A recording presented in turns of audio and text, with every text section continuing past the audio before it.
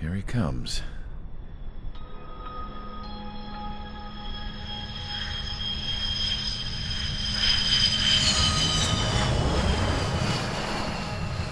Mihai's looking worse. Thank God he has his granddaughters here to help him out. They're sisters, 15 and 10. Engaging the enemy in combat so we could use his physiological data to improve the drones had always taken a toll on Mihai's body. But today, he was really showing his age. The drones we based on his data were being taken down at a faster rate now compared to when the war began. When Mihai found that out, he insisted on flying to the front lines to see it for himself. Sometimes he could be so stubborn. His age wasn't the only thing affecting his health. Over the years, flying at high altitudes for prolonged stretches of time had ravaged and poisoned his body. But he was a man of grit. Today, after 28 years, he saw combat again. If his flight suit still wasn't good enough to protect him, I can't imagine how many Gs he hit today during the battle. As a pilot, he exceeds all our expectations. It's going to take a bit more tweaking before our drones can match his skill.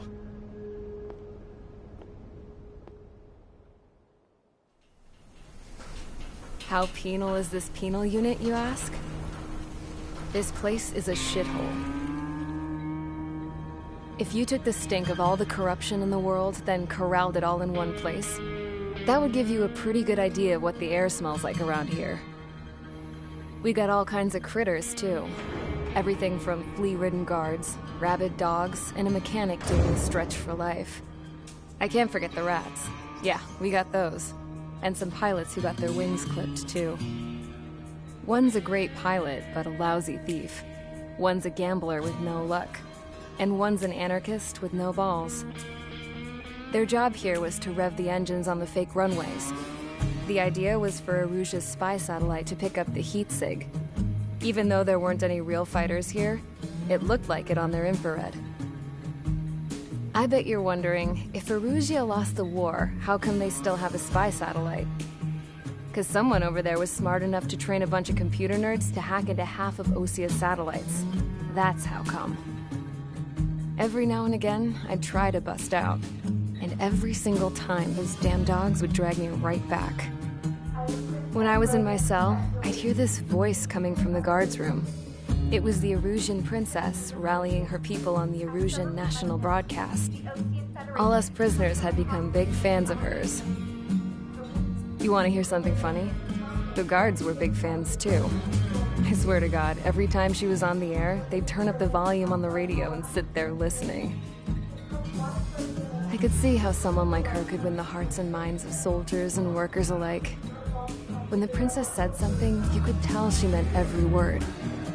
Lately, she'd been having more fun with her speeches, and that made her seem even more charming. You could say her charm was like a virus. Whenever she'd point out stuff that was wrong with Osia, the prisoners in here went nuts. Hell, if anyone knew how messed up Osia was, it was the prisoners. They'd shout, "Burn Osia down."